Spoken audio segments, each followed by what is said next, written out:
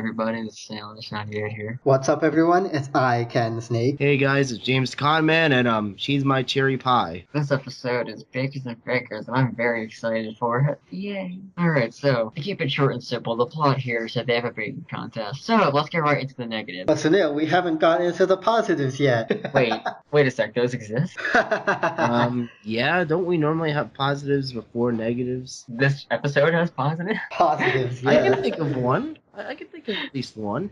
Go ahead. Well, this is kind of a small positive. It's a bright spot on an otherwise this meh episode. So it was the ending wherever the Biscuits, basically their entry is, a couple of not very narcissistic cake versions of themselves. And for some reason they thought it would be a good idea to pipe some sort of, I think it was raspberry or some kind of jelly inside. And their heads just fly off and the jelly just goes everywhere like a bloody massacre. There's something about that, just how dark that is on a show like this. I mean, some people might see it as a negative, but I thought it was hilarious. Like, it touched the dark part of my comedic taste buds right in the right places.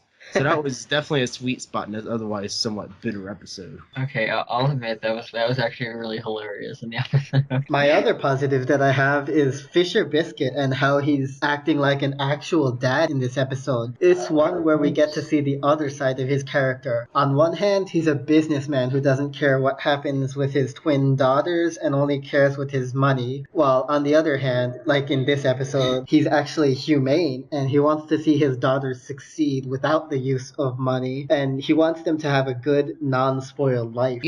Fisher kind of reminds me of another character in the same vein. Faye remembers Arthur, if you remember Muffy's father, Mr. Crosswire, who he was very much the same way. Now we can go back to the realistic part of the episode, to the negatives. And Sunil, you said you had the first one this time. Awesome. Biggest reason why I hate the episode, not only half the pets were not there, my biggest problem was the flirting between Miss Amster and Mr. Barish. I'd like to expand on that too. That was honestly pretty cringeworthy to me. I'm all for love in my shows, and I don't mind people or characters being affectionate towards each other, but Amster and Barish just giggle with each other too much and finish each other's sentences and are just too giddy with each other. It also belongs in the concept of teacher and teacher relationships, which students always like to gossip about. And this whole thing is a very unnecessary concept in this episode to have, since it's never mentioned in the series again. And since Amster and Barish are complete background characters that we've never heard of before or after this episode. But the other thing I wanted to mention on that too, the entire time I was watching this episode, I'm just thinking to myself, get a room already. Get out of the animation. You took the words right out of my mouth. I just wanted to shout at my TV, "Oh, get a room, you two!" I can agree with that. Like a madman for screaming. I'd also like to add one of my negatives. When Mr. Barish climbed the ladder to go up to the ceiling railings at the top, he said he saw nothing. But in reality, that can't be true because there was a full bowl of white eggs and a can of cinnamon. And that's not suspicious to you? How come he didn't say anything about that? Because he was looking for the perpetrators who threw the egg. Well, Snake, I was in your room last night, and there were some bowls of cinnamon. And for another small negative, it's kind of a storyboard error that I noticed. Because when Brittany and Whitney first noticed the note cards on Blight's desk in the shop, there were 3 different note cards on the table. Because you can see that clearly in the animation. When they picked them up, they picked up 2 note cards, and then there were none left on the table. What happened to the 3rd card? Welcome to Twilight Zone. So I guess we could go on to overall now. Unfortunately. Julie and Tim are kind of in my head after this one, whoever else. By the way, who wrote this episode? Anyone remembers? I'm not sure. Okay. Well, I'll put it on the video after. Okay, well, whoever wrote it, sorry, but viewer's discretion is advised for you. The episode was not good. All I can say, 6 out of 10. 6 out of 10. That's all I can give it. That's your overall? Yeah, a 7 would be pushing it. Wow. For me, this is an episode where after I watched it, I was like, why did I rate this episode so high initially? It reminds me of my rating of Sweet Truck Ride, except it's the opposite way around, because with Sweet Truck Ride, I had it so low and then I ranked it higher. I don't know what it is, but this episode doesn't seem too exciting or too good now after a rewatch. There are a few other dislikes I have about this episode, like Buttercream's game of butterscotch and Blythe's friends singing cake, cake, cake all the time. First of all, butterscotch sounds like a game I would not like to play because it's unfair to everyone except Buttercream, and she even said herself that she just makes up the rules as she goes along. It sounds like it would not be fun to play at all, and everyone would just get sad or mad at Buttercream. And then with Blythe and her friends singing cake, cake, cake all the time, it's also a little cringeworthy because the animation just seems very stiff, like they were using the stock design, but I guess it's season 1 like that. Season 1 episodes for me are either really great or really bad. They're just starting off, so they have to balance it like they do in season 2 on. And although this episode is still really good, I guess, it's the episode I like the least out of the great season 1 episodes. I had it initially as 24 on my list, but now it's at 34 and still going down. So I brought it down from a 9 out of 10 to now an 8 out of 10.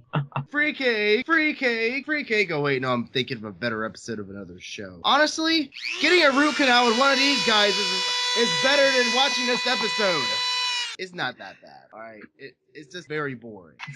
That's what I was saying before the review, and that's what I'm going to keep saying, because honestly, I think it might be the fact that we've been spoiled by episodes like Pet Fest and any other episode from season 1 or season 2 or 3. Any of those episodes we've been spoiled by. 4. But you have to make amends and just look at it as it was still season 1. Maybe it was kind of lower on the production order, but there were a few good bits here and there. But honestly, I couldn't see myself giving this more than a 5. I'm so sorry everyone that worked on this. But again, getting a root canal with a Dremel tool is a little bit more pleasurable than watching this. It's like watching paint dry.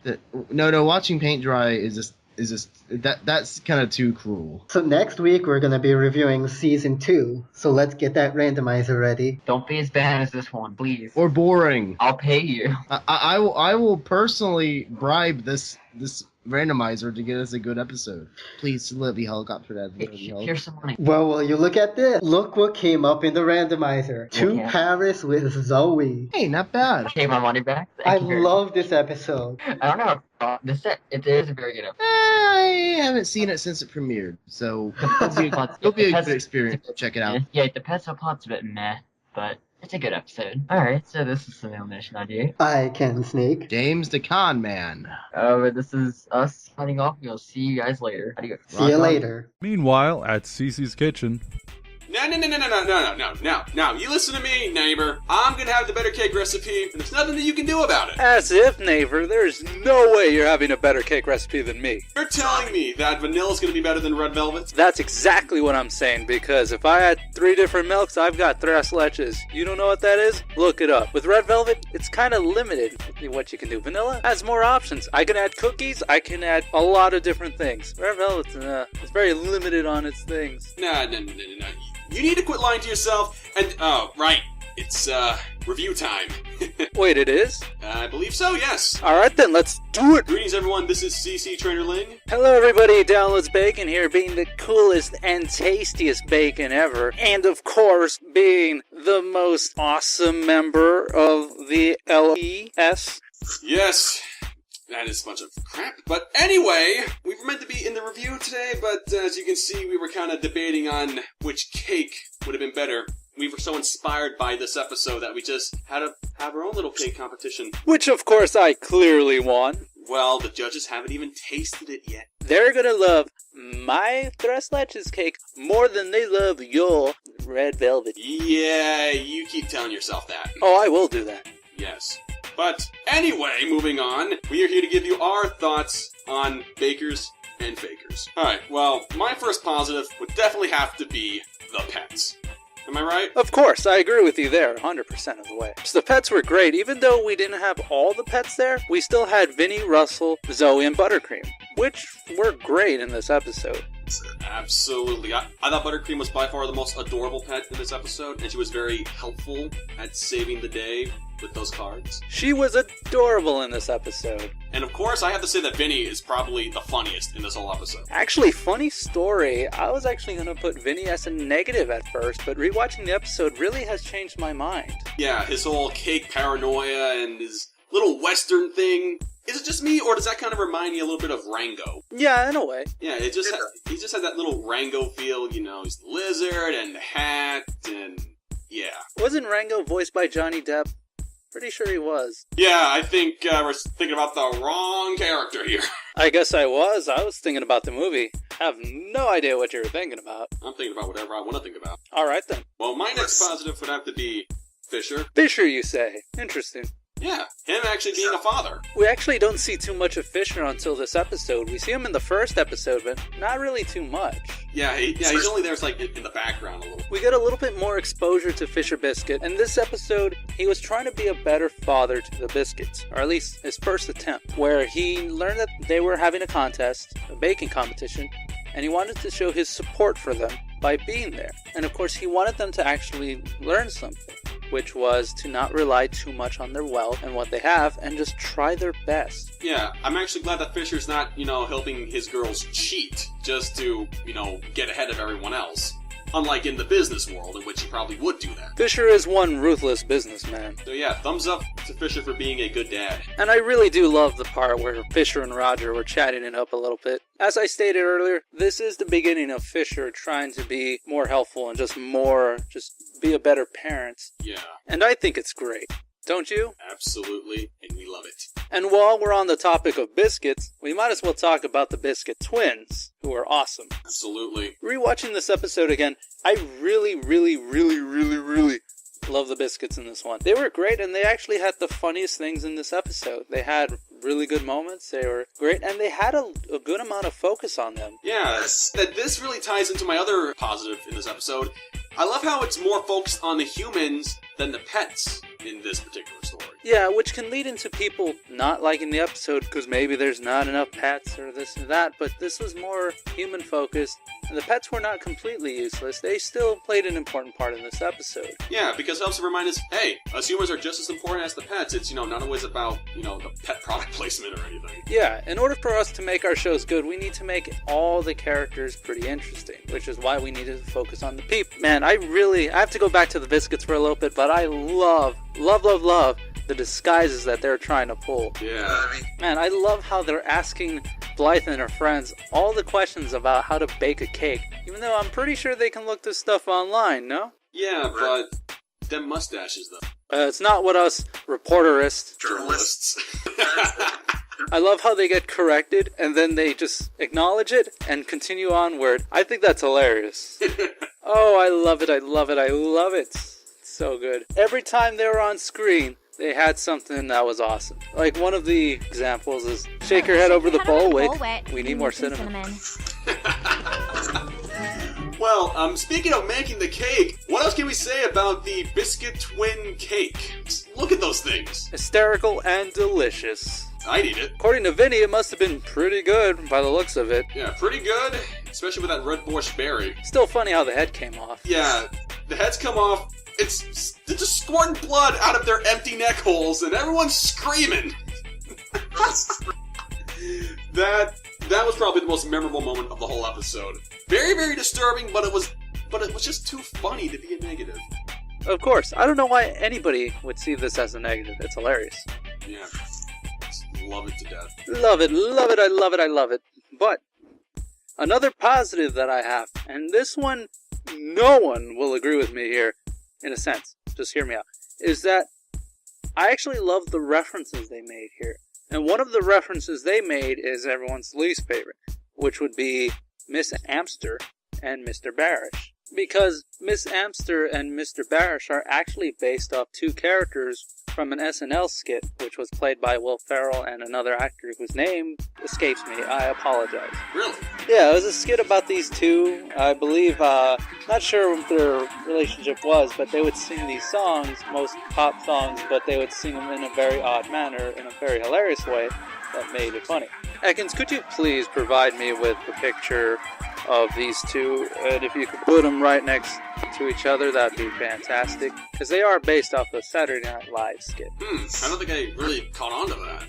I love all the references they made. A lot of horror movie ones, too. Old school and new school, or 80s, somewhat. With the over-exaggeration of the blood from the when the cake head fell off, and of course Vinny being chased by the cakes, being in black and white.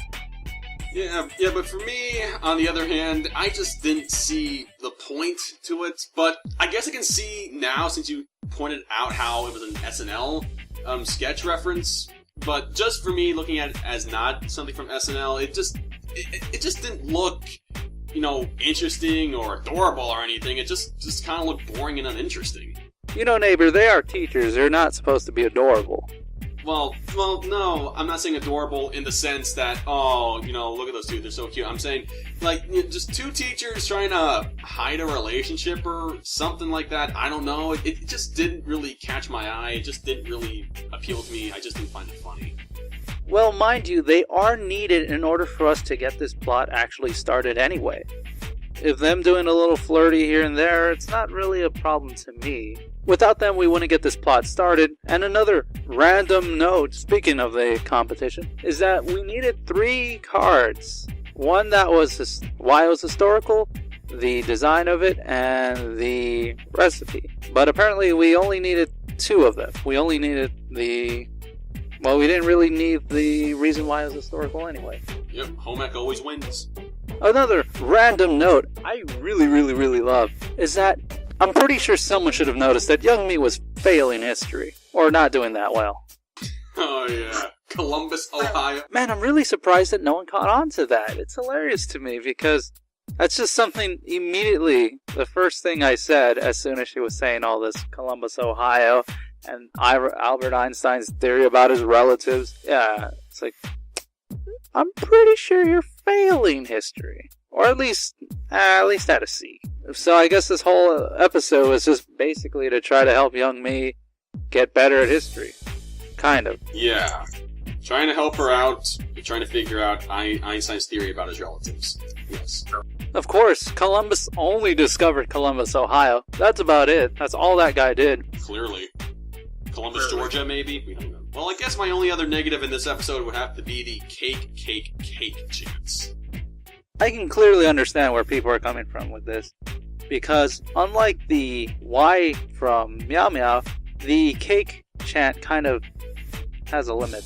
Yeah. And the cake chant needs to play the rule of 3s because it's like that. Unfortunately, it actually does the chant about 6 or 7 times, which to most can get a little grating at times. Yeah, it's like first it was between the kids, and then Roger started saying it. It's like, okay, it's time to put a cap on it. It was said twice by, actually more than twice by Young Me and Blythe and Jasper and Sue. Then Roger said it twice, and it was said multiple times, I think, at the end. So, yeah, I can understand if people don't like it. And for myself, it's not too distracting, and Young Me was just using it for motivation. That's what she's got to do. That's what she's going to do, I guess. So I guess it's time for the overall thoughts. So for me, as I've said before, I've seen the episode many times before, but I just can't find a lot of memorable moments about the episode. But it doesn't mean I completely hate it. I thought the pets were really great in this episode, especially Buttercream and Vinny. Buttercream was adorable as always and very helpful in saving Blythe and her friends from messing up their cake in the competition.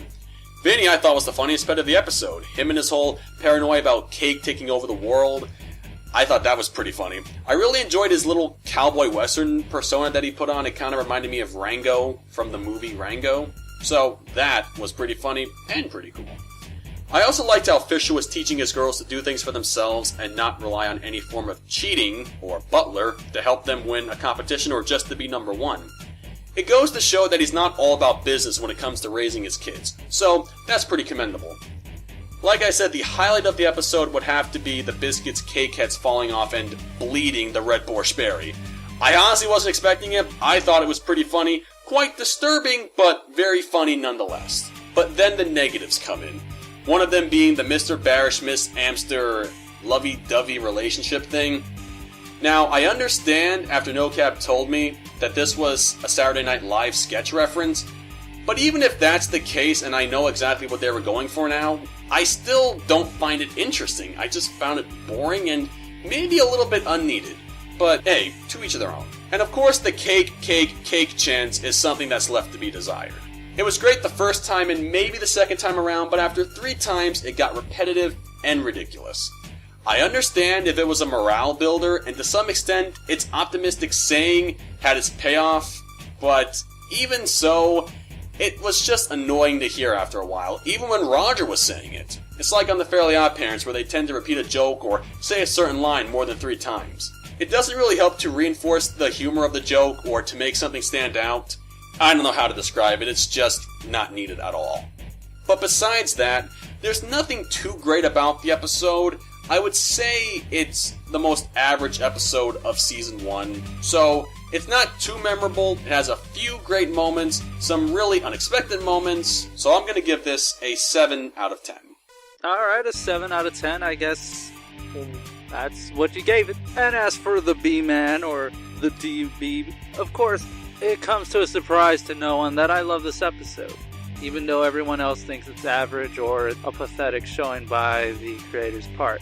Which, honestly, I really hope that does not come across, especially with how getting a root canal is the equivalency of watching this episode. Because yes, there are positives in this episode, and they're as fun as playing Butterscotch, which is a game that Buttercream made up completely on the fly, and is just meant for her, more or less, and since it's Buttercream, I don't know why we are questioning Buttercream's law.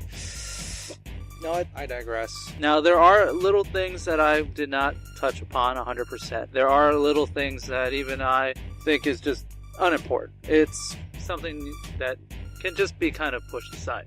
But this episode was really good. It was an airtight plot, meaning there was no way that they were going to have plot holes. So in a technical standpoint, this was really good. The voice acting was really good. The writing was really good. If you didn't get the reference, I apologize, but they were making references to certain things, and SNL was one of them. And having the teachers be flirty or whatever, that was just into the joke, which is kind of funny for me. I don't know about you guys, probably not. Yeah, and every time this happens, it always makes me appreciate and like an episode a lot more. Especially since at the time, prior to this review, I actually would have probably been like everyone else, but when I rewatched the episode, I really got more of an appreciation towards it. And while everyone else might hate or despise or think this episode is boring, I actually really like this episode, and to keep it very short and sweet, I'm going to give this episode a 9.75 out of 10. The only problem I had was a bit of the cake chance, but that's about it. It might actually go up if I watch it again. It's a good episode, and I really wish people would give it a chance, but seeing how they're not going to, and no one ever listens to me, it's not going to happen. Well, then, I guess that's it for our thoughts on Bakers and Fakers. Yes, sir. So, this has been CC Trainor-Ling. Downloads Bacon, and of course I'm going to send my cake to the rest of these guys, and they're gonna say that my cake is better than your cake. Yeah, and I'm gonna take my cake there, have them test it, but I'm gonna get them cookies, you know? I'm going to inspire them to eat more sweet. Trying to bribe them with some cookies. I guess you can try to pay them off with some sweet delight. A little bit of cookies and cakes and whatnot here. Can't go wrong with sweet delights. So, we'll be seeing you all for the next review, so peace out, cake slices. Wee pet shoppers, and of course, I'll be seeing you in the next episode. So thanks, and thanks again.